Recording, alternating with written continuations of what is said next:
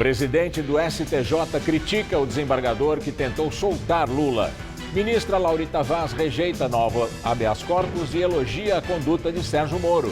Em dia de posse no Ministério do Trabalho, nenhuma palavra sobre as suspeitas de corrupção. Temer não se refere às ações policiais contra a venda de registros de sindicatos. Procuradoria-Geral concorda com a prorrogação de inquérito sobre Temer. O presidente é investigado por decreto favorável a empresas que atuam nos portos. Na Tailândia, os 12 meninos e o técnico de futebol já saíram da caverna inundada. Foram 17 dias de tensão, num resgate acompanhado pelo mundo inteiro.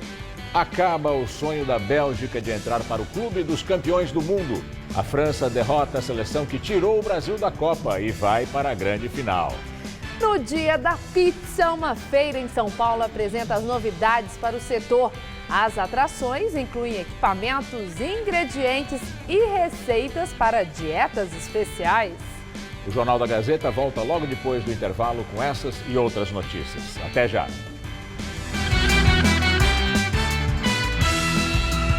É festa no futebol, é Mundial na Rússia, é cobertura completa no Gazeta Esportiva. Fique com a gente para conferir de perto tudo que está rolando lá do outro lado do mundo. Tem muita emoção, tem muita polêmica e tem muito comentário especial para você. Não vai perder. Gazeta Esportiva, de segunda a sexta, 6h. Mãe, você tá tomando Calcitran MDK? Há muito tempo. Cálcio, vitamina D, K e magnésio. E você precisa dessas coisas?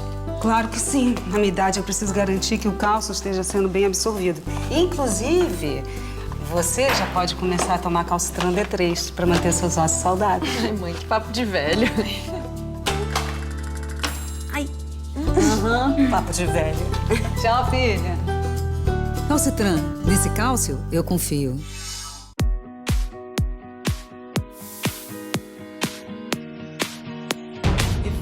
Get to hear me now.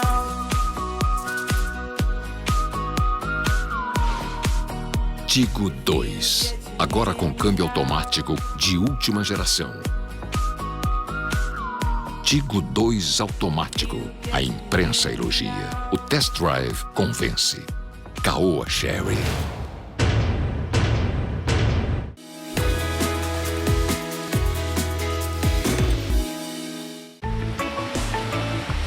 Guarujá Goldens, um novo conceito de empreendimento no litoral.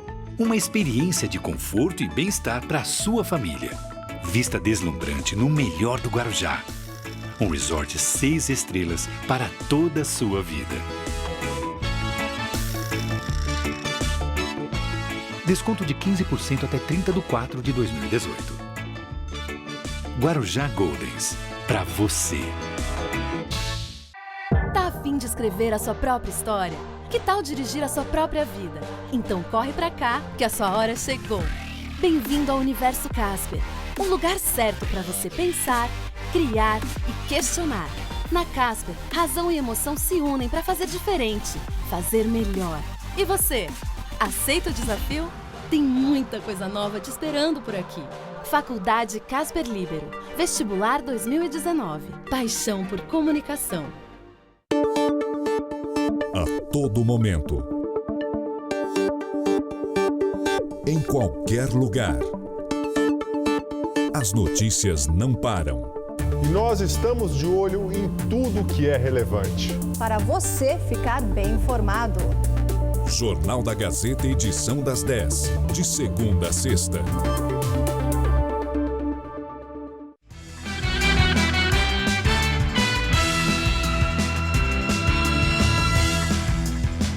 Foi enterrado hoje em Cândido Mota, no interior de São Paulo, o estudante Maciel Teodoro Júnior, de 28 anos. Ele foi assassinado numa tentativa de assalto na rua Frei Caneca, região central de São Paulo. O crime foi por volta das 9 da noite de domingo, na frente deste hotel, que fica na esquina da rua Barbosa Rodrigues com a Frei Caneca, região da Consolação, no centro de São Paulo. Maciel Teodoro Júnior, de 28 anos, estava com um namorado na frente do hotel, esperando por um táxi que haviam chamado pelo aplicativo, quando foram surpreendidos por 2 homens que chegaram em um carro. De acordo com a polícia, os bandidos abordaram o casal na tentativa de roubar o celular de Maciel, que durante a confusão acabou levando um tiro. Ele chegou a ser socorrido, mas morreu no Hospital das Clínicas. Os criminosos fugiram e, segundo testemunhas, aparentavam ser menores de idade. Imagens de câmeras de segurança da rua mostram um dos homens se aproximando e o disparo. Depois, Maciel e o namorado saem correndo em direção a Frei Caneca.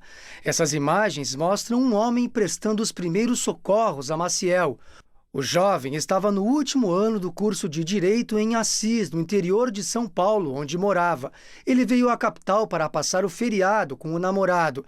A rua Frei Caneca, na altura em que aconteceu o crime, é muito frequentada pelo público LGBT. Moradores e comerciantes dizem que a região tem sofrido com uma onda de furtos e assaltos.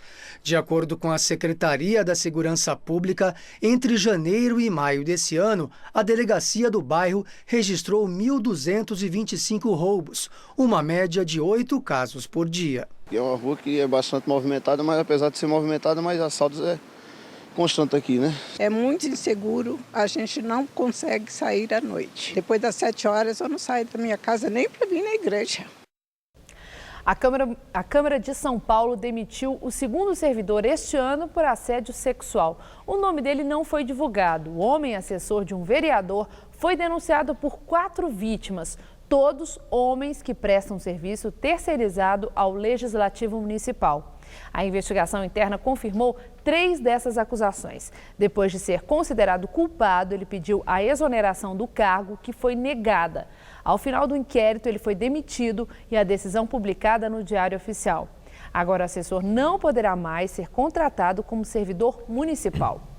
Um outro caso parecido aconteceu em março. Um servidor de carreira que trabalhava com carteira assinada na Câmara há 30 anos foi o primeiro a ser exonerado legalmente por assédio sexual.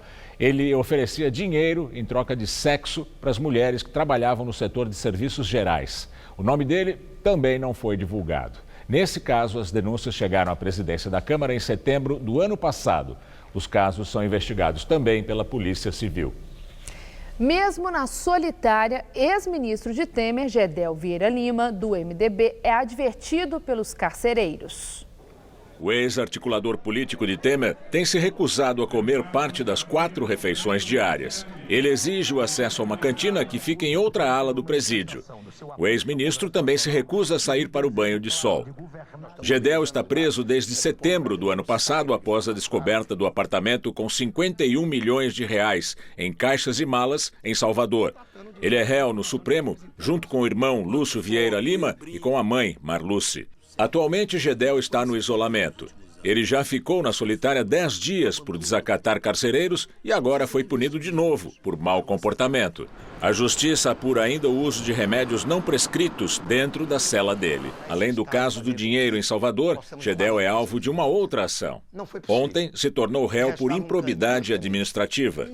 Em 2016, ele foi acusado pelo ex-ministro da Cultura, Marcelo Caleiro, de pressioná-lo para liberar uma obra na capital baiana.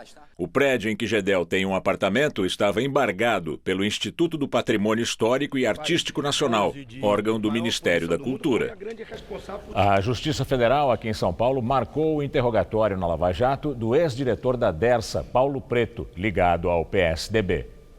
A juíza Maria Isabel do Prado, da 5ª Vara Federal de São Paulo, marcou para o dia 9 de agosto o depoimento de Paulo Vieira de Souza, conhecido como Paulo Preto. Ele é acusado de comandar um esquema de corrupção que teria desviado R$ 7.700.000 da Dersa. O dinheiro era destinado a desapropriações do trecho sul do Rodoanel. A juíza marcou ainda para o dia 26 deste mês o depoimento do ministro de Relações Exteriores. Aloísio Nunes Ferreira, do PSDB, será ouvido como testemunha. O tucano é apontado como padrinho político de Paulo Preto, o que ele contesta. Na Lava Jato, o ex-dirigente da Dersa é acusado de ser o operador de propina do senador José Serra, também do PSDB.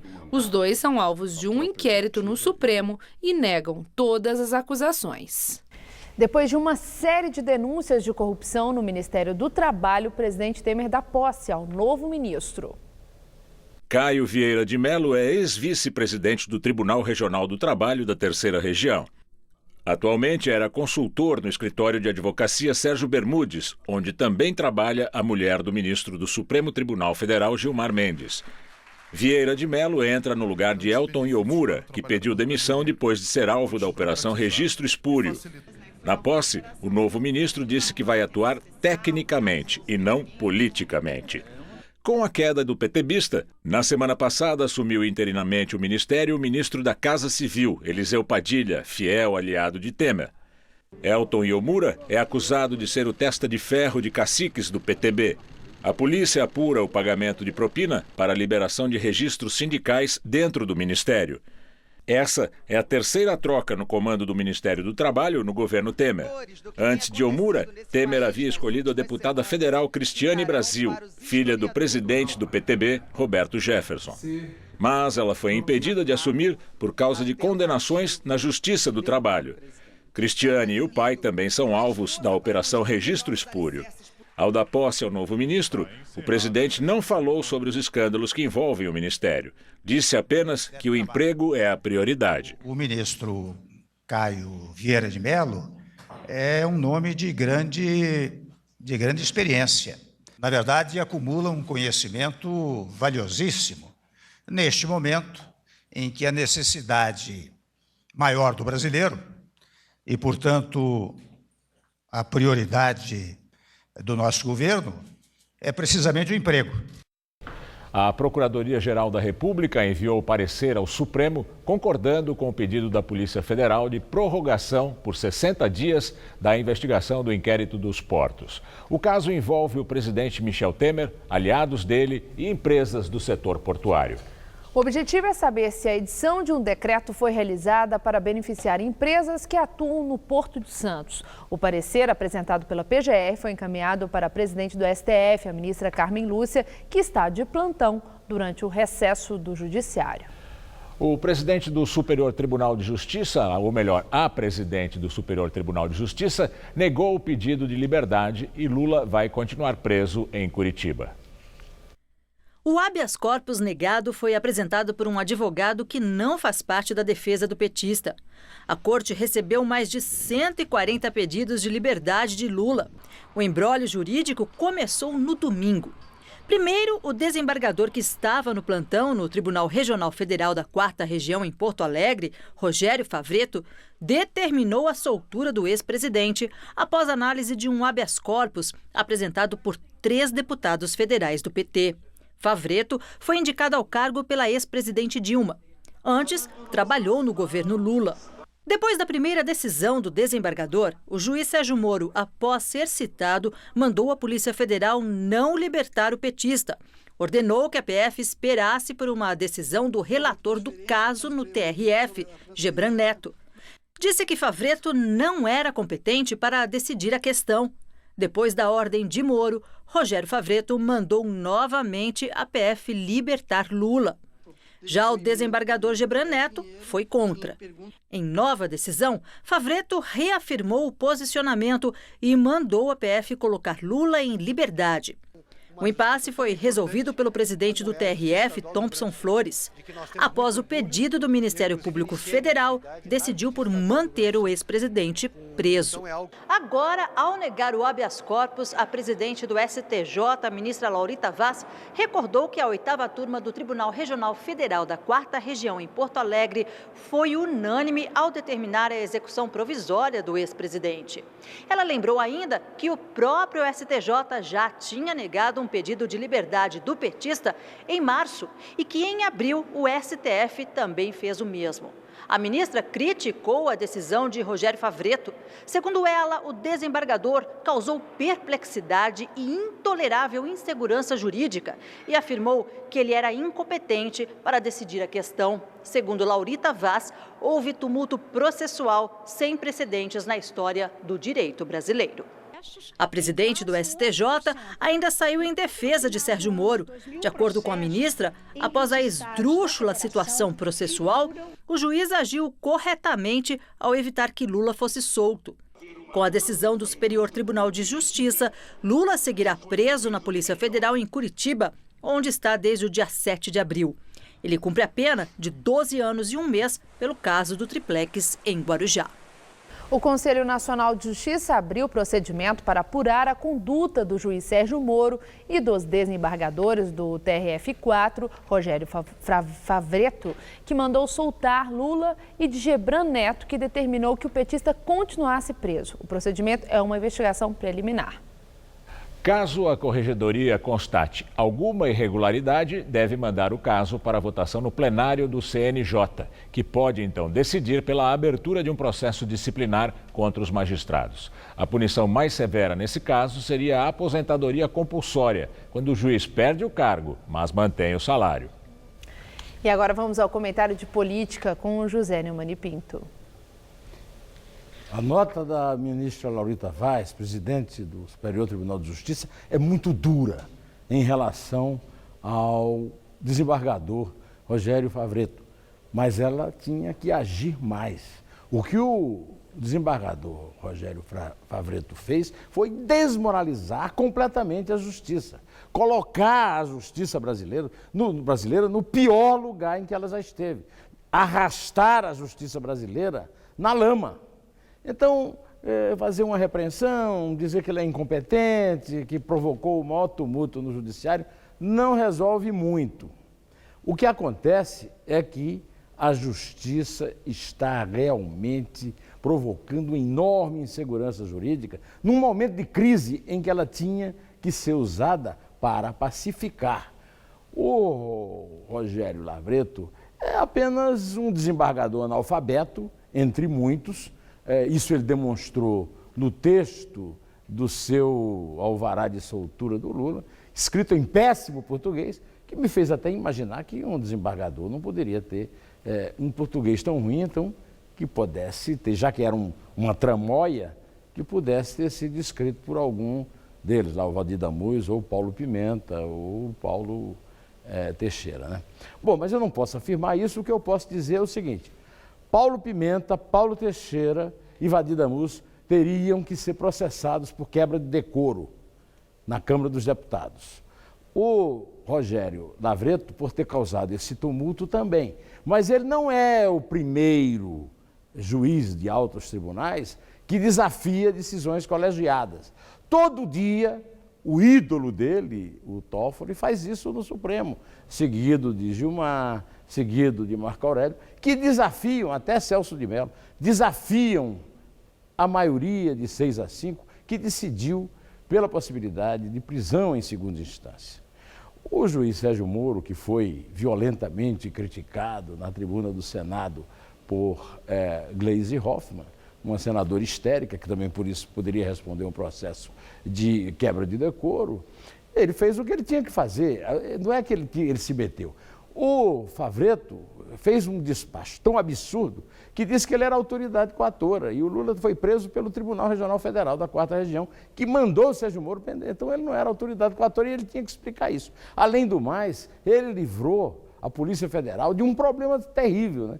A Polícia Federal ficou lá 10 horas esperando para saber o que fazia, com ordens disparadas de todos os lados. Agora é o seguinte: ou a justiça acaba com essa zorra geral, ou ela vai terminar passando a ser o mais desmoralizado dos desmoralizadíssimos 3 poderes da insana República Brasileira.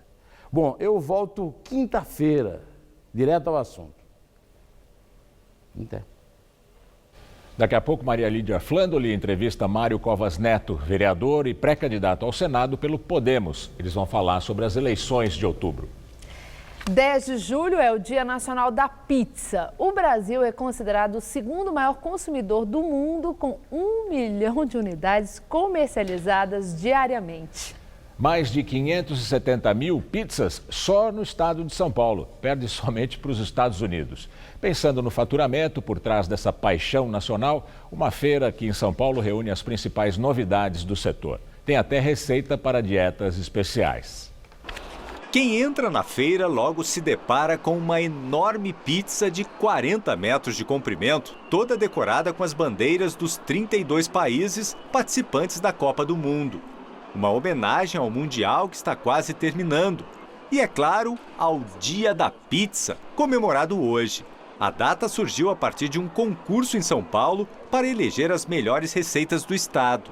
Difícil encontrar quem não aprecie essa massa cheia de recheio. Pizza a qualquer hora do dia, a qualquer hora da noite, juntar a galera e fazer pizza é a melhor coisa que tem, né? E você sabia que o Brasil é o segundo maior consumidor de pizzas do mundo? São vendidas 1 milhão de unidades por dia em 50 mil pizzarias espalhadas pelo país. E 25 mil só aqui no estado de São Paulo. E a preferida aqui na capital paulista, onde são devoradas quase 600 mil pizzas por dia, é a de mussarela.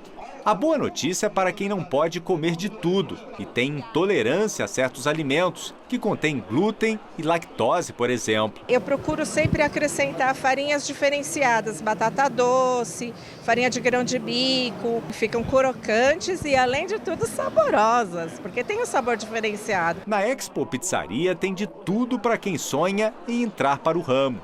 Da farinha para preparar a massa, passando pelos diversos molhos e recheios, até os fornos, muitos a gás, revelando uma nova tendência neste mercado. Manuel veio interessado nos cursos de aperfeiçoamento. Você tem hoje que sair um pouquinho dessa parte amadora, tentar buscar novas tecnologias, buscar novos processos, novas maneiras de preparar, para que você tenha não só competitividade, né, de preço, mas que você tenha um diferencial, que tenha sempre uma novidade. E quem é do ramo afirma: o setor é um dos poucos que não sofre os efeitos da crise. Nós nunca observamos retração no mercado, pode ter um crescimento um pouco menor, mas a retração, ou seja, números negativos, a gente não conhece. Elvis é de Foz do Iguaçu e em 10 anos abriu 3 pizzarias. E se depender do filho dele, o Matheus, o acrobata das pizzas, o futuro dos negócios da família será ainda mais promissor. Tem que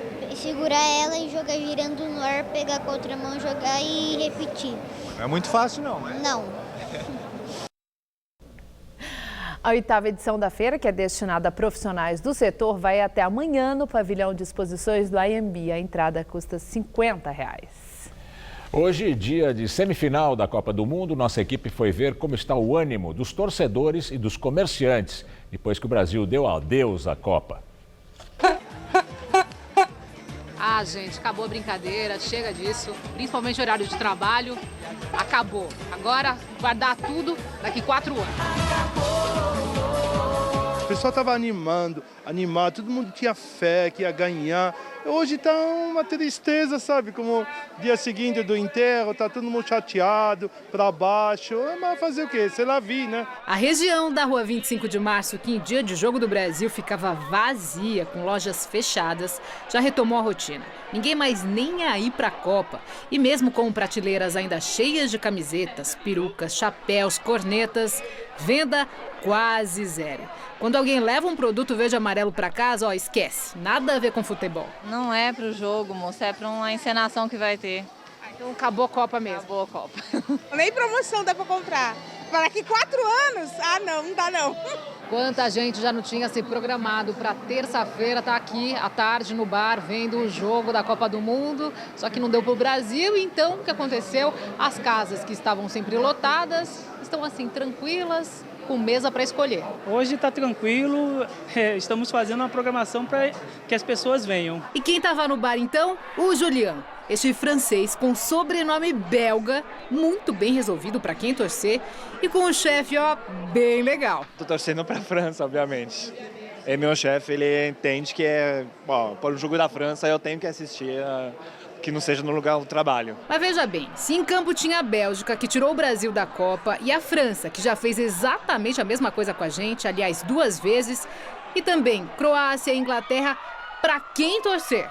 Eu tava torcendo pra Bélgica, né? Agora eu não sei. Hoje era um dia que a gente tinha condição de estar aqui e estamos torcendo aqui pra França hoje. Não tem dor nenhuma, agora tanto faz. Quem ganhar, tanto faz. Tô torcendo pra França, porque a gente tem um filho franco-brasileiro. Bom, a França conquistou o jogo de hoje e o francês do bar da região da Paulista ficou felicíssimo. Pelo menos alguém, né, que continua animado com futebol por aqui. 20 anos depois, voltamos pra final. Vamos ver, contra a Inglaterra, eu acho. Agora as notícias do esporte com Estela Gontijo e Celso Cardoso. A seleção francesa confirmou o favoritismo e venceu a Bélgica, conquistando a primeira vaga para a final da Copa do Mundo da Rússia. Boa noite, Celso. Vaga merecida, né? Boa noite, Estela. Sem dúvida, num jogo muito agradável, bem movimentado, com boas chances criadas pelos dois lados, mas que só foi decidido esse jogo na bola parada. E assim a França chega pela terceira vez na história a uma final de Copa do Mundo. Venceu o Brasil em 98 e perdeu da Itália em 2006. Então vamos acompanhar o único gol da partida. Após o cruzamento, o Titi de cabeça aos 6 minutos do segundo tempo garantiu a vitória francesa. França 1, Bélgica 0. A França, portanto, na sua terceira final de Copa do Mundo, aquele torcedor dizia, né, depois de 20 anos que conquistou o título. Mas depois de 12 anos é mais uma final francesa. E seja contra croatas, seja contra ingleses, a França chega como favorita. E você gostou do jogo? Achou que a Bélgica pôde apresentar o futebol que ela tem, que apresentou em outros jogos? Olha, a França começou o jogo no primeiro lance com o Mbappé partindo em velocidade, fazendo um cruzamento, mas depois só no primeiro minuto. Depois que se viu foi um domínio belga no começo do jogo. A França só foi e assumiu o comando da partida no finalzinho do primeiro tempo. E aí, claro, quando fez o gol, ficou mais fácil de administrar essa vantagem. O primeiro tempo foi bem equilibrado, Foi bem equilibrado, com uma leve vantagem da Bélgica. E aí no segundo tempo a França administrou, mas administrou não como a gente acostumou aqui, com aquela história de saber sofrer. A Bélgica foi para cima, como se esperava, buscando o empate. E a França respondia à altura nos contra-ataques sem abdicar da ofensividade. Foi um belo jogo, poderia ter sido uma final de Copa do Mundo. Com poucas faltas, né? Com poucas faltas. Foi quente, claro, foi tenso em alguns momentos, mas poderia ter sido a final da Copa do Mundo. Acho que daí saiu o campeão da Copa da Rússia. Vamos aguardar. Pois é, mas ainda tem, né, um jogo. O segundo finalista da Copa será conhecido amanhã na partida entre Inglaterra e Croácia. Tem algum favoritismo por aí? Dá para se falar em um favorito? Celso? Antes de falar sobre isso, na verdade, tem dois jogos, né? Esse da semifinal e a final, né? Agora, os croatas têm um leve favoritismo pelo futebol que tem apresentado até aqui. Tem o meia Modric, sua maior esperança, ele que é um candidato ao prêmio de melhor jogador do mundo.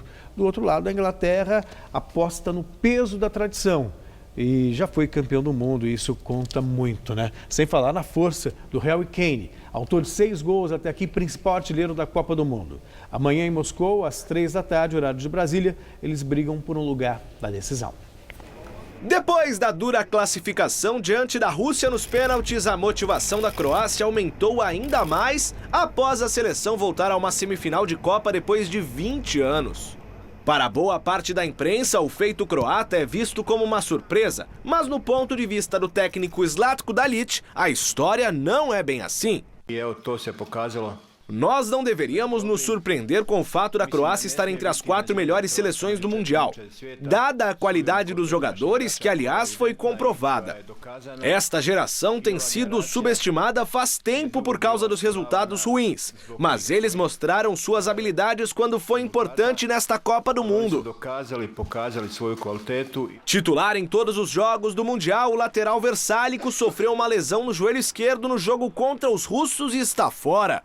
A Inglaterra foca as atenções nos croatas, mas o que se viu no último treino fez com que os torcedores já pensassem num possível confronto com a França na final. Tudo porque durante o aquecimento os jogadores ingleses jogaram entre eles um frango de brinquedo. E aí os fãs mais animados logo lembraram da seleção francesa, que tem um galo como símbolo. A imaginação da torcida voa longe, mas o English Team mantém os pés no chão. E para o duelo na semifinal, força máxima, já que o goleiro Pickford, o meia Henderson e o atacante Vardy se recuperaram dos problemas físicos e treinaram normalmente. Celso, falando aí de Inglaterra e Croácia, né? A Croácia jogou muito nessa Copa, tem um time, acho que até um pouco melhor que da Inglaterra, mas parece que a Inglaterra engatou mais no finalzinho. É que, na verdade, né? a Croácia também chega um pouco mais desgastada né? Foram duas prorrogações, 2 disputas de pênalti. Então aí tem o desgaste físico, tem o desgaste emocional. Tudo bem que a Inglaterra também venceu a Colômbia nos pênaltis, mas contra a seleção da Suécia depois venceu por 2-0 numa boa, tranquilo. Então, time por time, né? A Croácia tem apresentado melhor futebol. Só que eu repito, né? A Inglaterra tem uma força muito grande no jogo aéreo. Tem o Kane, que é artilheiro da Copa do Mundo e é muito forte nesse tipo de situação. E tem muito, essa Copa foi de muitos gols, né, de bola parada. Sem dúvida, vimos agora hoje, né, no caso da França, e a Inglaterra tem conseguido a classificação dessa maneira. Então a expectativa é de um grande jogo, leve favoritismo croata, mas claro, a Inglaterra tem o peso da tradição. E sobre a brincadeira ali, né, dos franceses com o galo, né, vou lembrar que o galo ele é um símbolo francês. Francês, não nacional. Não exclusivo da seleção francesa. E hoje, o mundo do futebol teve a confirmação da transferência do atacante Cristiano Ronaldo, atual número 1 do mundo, para o futebol italiano. Exato, Estela. Cristiano Ronaldo não é mais jogador do Real Madrid e vai jogar a próxima temporada pela Juventus de Turim. Segundo os jornais italianos, o atleta deve ser apresentado dia 16 de julho, após uma transação de mais de 447 milhões de reais. Dono de jogadas incríveis e gols inesquecíveis, Cristiano Ronaldo é o maior jogador da história do Real Madrid. Em 9 anos de clube, desde a chegada em 2009, foram 4 títulos de Liga dos Campeões, 3 mundiais de clubes e 3 Supercopas conquistadas com a ajuda do atacante português. CR7, como é chamado, atuou em 438 jogos com a camisa merengue, fazendo 451 gols e dando assistência para outros 111. O anúncio da saída dele aconteceu hoje pelas redes sociais, onde o clube espanhol confirmou a transferência do atacante e agradeceu pelos serviços prestados. O destino do jogador eleito 5 vezes o melhor do mundo vai ser a Juventus da Itália, que vai pagar 100 milhões de euros, quase 447 milhões de reais, para ter o atleta nas próximas temporadas. Segundo os jornais italianos, que já deram boas-vindas ao português, o encanto da velha senhora pelo atacante se deu justamente na penúltima partida entre as duas equipes pela Liga dos Campeões, onde Cristiano Ronaldo fez um lindíssimo gol de bicicleta na vitória do Real por 3-0. Noch ist nicht vorbei. Carvajal. Ronaldo! Ronaldo!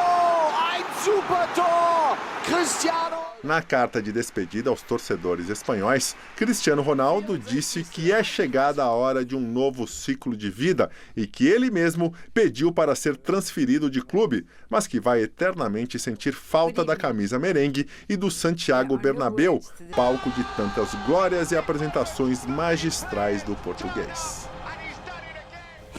Tá aí a Juventus que está formando um timaço, né? Sim, vendo esse gol de bicicleta contra a própria Juventus, me lembro daquele chavão, velho chavão, né? Se não pode vencê-lo, junte-se a eles. A Juventus contrata o Cristiano Ronaldo, que foi fantástico no Real Madrid, foi campeão várias vezes, tem um número superior a 1 gol de média por partida com a camisa do Real Madrid, e ele chega na Juventus em condições também de ser campeão lá. Porque a Juventus, como você disse, tem um timaço. Só para citar alguns nomes, Douglas Costa, que fez uma bela Copa do Mundo, apesar de reserva, Dybala, o argentino Dybala, tem o Mandzukic, tem o próprio Cristiano Ronaldo, enfim, é um time também de uma camisa muito pesada. Então, chegou a hora, né? Um casamento que deu tudo que tinha que dar, mas não rendia mais os frutos que se esperava.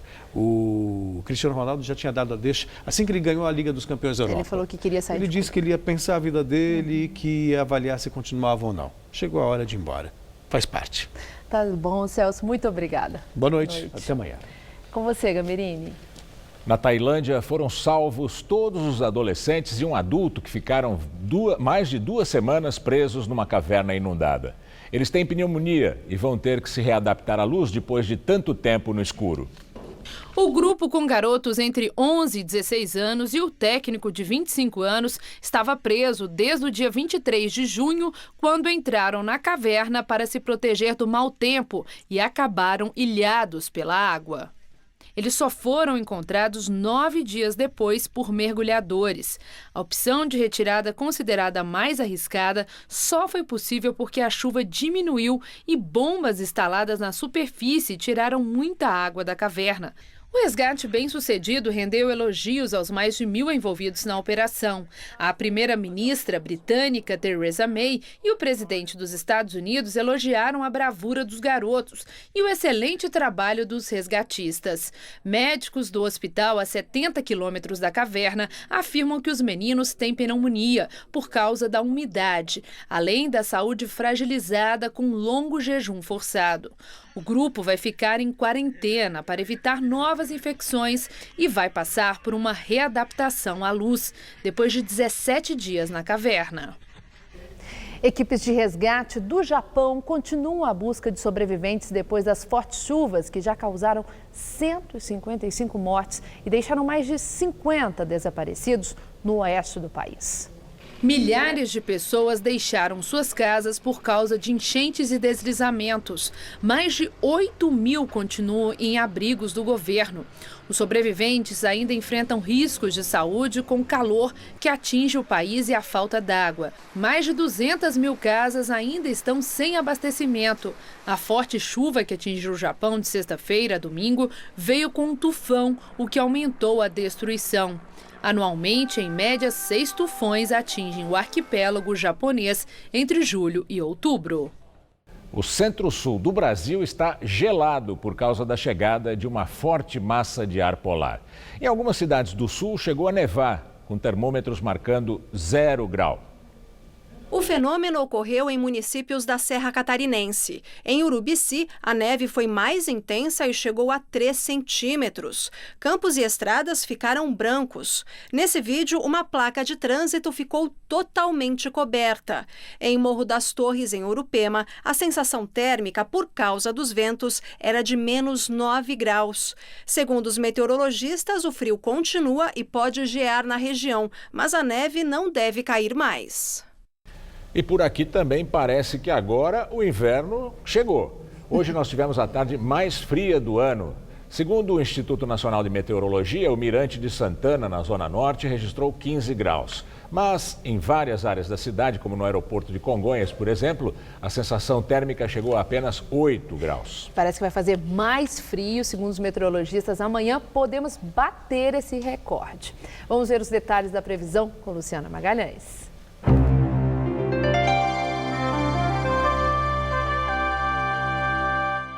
Uma frente fria acompanhada de uma forte massa de ar frio de origem polar influencia o tempo no centro-sul do Brasil nesta terça-feira. A nebulosidade aumenta e, além da queda de temperatura, ventos levam essa friagem até o sul da Amazônia. Já o interior do país continua sob a influência de uma massa de ar seco, onde faz calor e o ar fica bastante seco à tarde. E pancadas de chuva são esperadas entre o litoral do Pará até Sergipe. Vamos ver agora como fica o tempo amanhã em algumas capitais?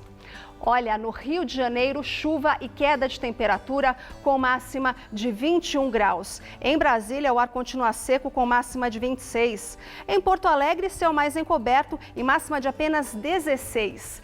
E em Salvador, tempo firme com máxima de 28 graus. Em São Paulo, a chegada da frente fria diminui bastante a temperatura em todas as áreas. O céu fica mais fechado, mas não há expectativa de chuva, só o leste que ficará mais úmido. No centro-oeste paulista, máxima amanhã de 19 graus em Marília e também em Presidente Prudente. Já no centro-norte, São Carlos terá máxima de 19 e Franca, máxima de 23. E no litoral também faz frio, com máxima de apenas 19 em Caraguatatuba e de 21 em Santos. Para a capital, frio ao longo da semana. Amanhã o dia pode começar com garoa, mas à tarde as nuvens diminuem e o sol aparece. A máxima não deve passar dos 17 graus. Na quarta, o céu ainda fica nublado, mas não chove, máxima de 16. E na quinta, a nebulosidade diminui e a máxima fica em 19 graus. Desde sexta-feira, várias estações do metrô têm música instrumental para suavizar as viagens dos passageiros e levar os paulistanos a viajarem pela história da música.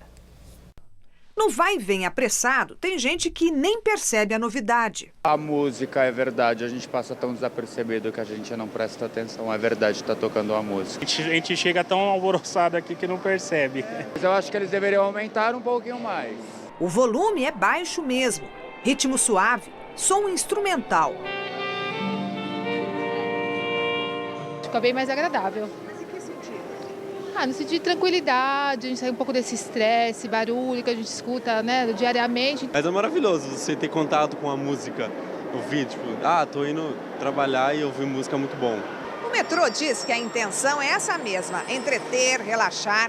Música ambiente já pode ser ouvida nas 55 estações das linhas 1, 2 e 3 e também dentro de 14 trens. Por enquanto, porque a ideia é que o passageiro possa ouvir música durante a viagem em todos os vagões, mas isso vai ser implantado aos poucos. A música só é interrompida pelos avisos, transmitidos pelo mesmo sistema de som. Na seleção de gêneros, música clássica, bossa nova, jazz. Difícil é agradar todo mundo. Acho que eu preferiria uma coisa, um MPB talvez, rock. Se tivesse um rock and roll, seria melhor? Seria. Sertanejo. Pagode. As pessoas vão ficar mais alegres, né? Tem que ser só ambiente mesmo. E instrumental, nada de música cantada também não, senão o pessoal vai fazer bagunça. O importante é deixar a viagem mais agradável. Quem sabe até na hora do rush. Eu acho que na hora da lotação do metrô, a música vai ajudar a melhorar, amenizar? Melhorar não vai, né? Porque aquele sufoco nada melhora. Mas pelo menos você não fica ouvindo uma pessoa reclamando do lado, você se concentra na música e vai embora. Dá pra aguentar o aperto melhor? Mais ou menos, né? A greve dos caminhoneiros aumentou a inflação das pessoas mais pobres no mês de junho. O indicador IPEA mostrou que, com alta de 1,5% no mês, a inflação das famílias de menor poder aquisitivo foi mais que o triplo da registrada em maio. Já o impacto nas famílias mais ricas ficou em 1,03%. Além dos alimentos, os reajustes das tarifas de energia elétrica foram os fatores que mais favoreceram a inflação da parcela mais pobre. Um conjunto arquitetônico no bairro de Parelheiros, no extremo sul de São Paulo, foi tombado pelo Conselho do Patrimônio Histórico do município, o Compresp. São casas, igrejas e até um cemitério da época em que a região foi povoada por imigrantes alemães.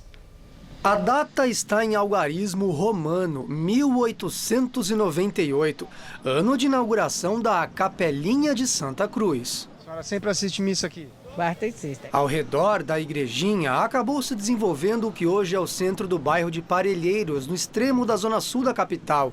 A capela já foi reformada outras vezes e hoje é um ponto de referência. Agora, a igreja e outros imóveis daqui, como o cemitério de Parelheiros, foram tombados pelo Conselho de Patrimônio Histórico do município, o Compresp. As obras são um legado da época em que essas terras eram povoadas pelos imigrantes alemães. No entanto, o casario incluído no tombamento está abandonado. É o caso da antiga residência de um dos alemães pioneiros, Josef Roskel, conhecida por aqui como Casarão do Jusa. A avó do Arlindo herdou a casa, que está deteriorada apesar das características coloniais. Hoje, ele mora em outra residência nos fundos do terreno. Você até falar que não era nem pena ficar andando lá dentro por causa do perigo de cair com esse telhado em cima da gente aí. Então já nem tem acesso mais. Não. Os primeiros imigrantes alemães chegaram aqui em Parelheiros no ano de 1827. Eram no início cerca de 90 famílias que trabalhavam basicamente na extração vegetal, cortavam madeira daqui e forneciam para serrarias na região de Santo Amaro, que por sua vez transformavam o material em móveis que iam parar nas residências da sociedade paulistana. O tombamento dos imóveis visa preservar a história e o legado germânico que deu origem ao bairro de Parelheiros. E a partir de agora, só podem ter as fachadas e a estrutura alteradas com autorização da prefeitura.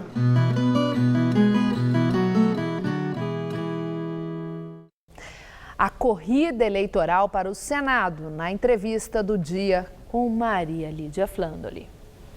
Nosso entrevistado é Mário Covas Neto, vereador no segundo mandato e pré-candidato ao Senado pelo Podemos. Obrigada por estar conosco. Eu que agradeço. A primeira questão é essa, porque sendo vereador bem-sucedido no segundo mandato, eleito pelo PSDB, com uma história familiar de vida no PSDB, decidiu mudar de partido e já sair candidato ao Senado. Por que você quis sair candidato ao Senado? Bom, então vamos primeiro, eu não saí do PSDB para ser candidato em outro partido. Eu já tinha esse pleito de ser candidato a senador dentro do PSDB. Eu saí do PSDB e depois fui para outro partido, não foi uma coisa automática. Até fui procurar aquele partido que tivesse mais identidade comigo e aquilo que pudesse, de fato, servir como instrumento de política.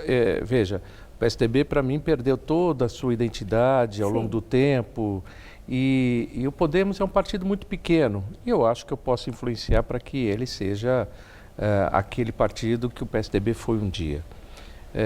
Por outro lado, ser candidato a senador, eu diria até que podia ser até pretensioso da minha parte, porque afinal, vereador em São Paulo, normalmente você tem como candidato a senador alguém que já passou por vários testes eleitorais para participar de uma campanha majoritária. Mas eu acho que a gente já tem uma experiência não só de vida política, como também a experiência que eu passei na Câmara, eu acho que eu tenho condições de representar bem o Estado. E considerando também que para ser senador, é importante que você tenha claro que a sua representação é uma representação do Estado, menos do que uma representação da população, que é a do deputado. Sim. Portanto, não dá para você fazer política partidária como senador. Não dá para você estar num partido que eventualmente é o mesmo partido do presidente da República e você se voltar as costas ao Estado de São Paulo. Não. Você tem que ter muito claro que a sua competência é do Estado e, portanto, tem que fazer a defesa do Estado qual você representa. Falando em Estado de São Paulo, a sua experiência político-eleitoral é na capital paulista. Sim. E é de se supor que o seu nome não seja tão conhecido no interior do Estado que, se eleito, vai representar. Perfeito. Está contando com o nome de Mário Covas para garantir os votos que precisa? Claro que sim. O nome do seu pai, Mário Covas? Claro que sim. Eu acho que a pessoa que tem alguma vida pública, seja na área de artes ou na área política, ela leva uma vantagem porque o seu nome já está conhecido. De fato, eu não sou conhecido eventualmente, mas o nome que eu carrego é. Eu vejo isso, eu vou no interior e percebo isso com muita clareza. Então, sem dúvida nenhuma, apesar de não ter tido essa experiência eleitoral no âmbito do Estado, eu carrego um nome que ainda é muito presente. Bom, e isso aparece nas pesquisas, né? Porque nas primeiras pesquisas que surgiram, seu nome já aparece com uma preferência de voto em torno dos 14%, o que é muito significativo nesse período, né? Sem onde dúvida. não começou campanha, não começou nada. Entretanto, o seu partido é pequeno, não fez alianças e tem muito pouco tempo de TV. Acha que vai dar? Veja, fez alianças para o governo e isso permite que eu tenha tempo de televisão. Será o suficiente? Eu vou estar na coligação, a segunda maior coligação em tempo de TV que concorre ao Estado. Então, eu terei tempo sim para mostrar. Por isso que eu acho que a minha chance é bastante real. Eu estou bem otimista com a possibilidade da gente ganhar a eleição mesmo, sem nenhum convencimento, nada disso, nem para a torcida estou falando isso, eu tenho convicção disso, porque tenho andado e tenho percebido isso. É lógico que se eu tivesse sozinho, como você disse, um tempo de televisão restrito ao que o Podemos tem, aí realmente minhas chances seriam muito menores. Mas da forma que a gente está se apresentando, eu acho que a gente pode chegar lá sim. Bom, e agora o fator da Atena. vamos dizer. Então, quando foi anunciada a candidatura, quando foi anunciada a candidatura da Atena, eu tenho certeza que isso aí trouxe uma preocupação, considerando ser um comunicador e de cara também aparecer com preferência de votos elevadas. E ele já desistiu e disse que agora é definitivo por causa da família, etc. e tal. Eu não só disse, como ele apareceu na televisão ontem, já voltou ao trabalho pela lei, né? É. Já não poderia sendo pré-candidato. Isso. Bom, agora, quem seria o beneficiário desses votos que apareceram nas pesquisas para o da Atena? Não sei. Você acredita que o seu nome pode captar parte daquela preferência? Acho que sim. Acho que eu tenho mais chance do que o Suplicy e a Marta Suplicy. Por quê? Porque a história de vida política dele está muito distante da do Datena. O Datena é um sujeito que, como apresentador, ele tem posições absolutamente polêmicas e muito contundentes no âmbito da polícia, etc. E não me parece que esse seja o mesmo universo que transita o Suplicy e a Marta. Então, eu diria que tem mais chance de ser beneficiário. Mas é o universo que transita, Mário Covas? Não é o meu também. Também não. Não é o meu também. Mas a história deles, eu diria que é mais longa e mais afinada com outros setores de direitos humanos, etc., que olha a polícia como sendo alguém contrário à sua ideologia, à sua forma de ver. Não é o que eu vejo, não é o que eu prego e não é o meu procedimento. Por outro lado, eu não posso ser considerado alguém da bancada da bala ou coisa que o valha. Não sou.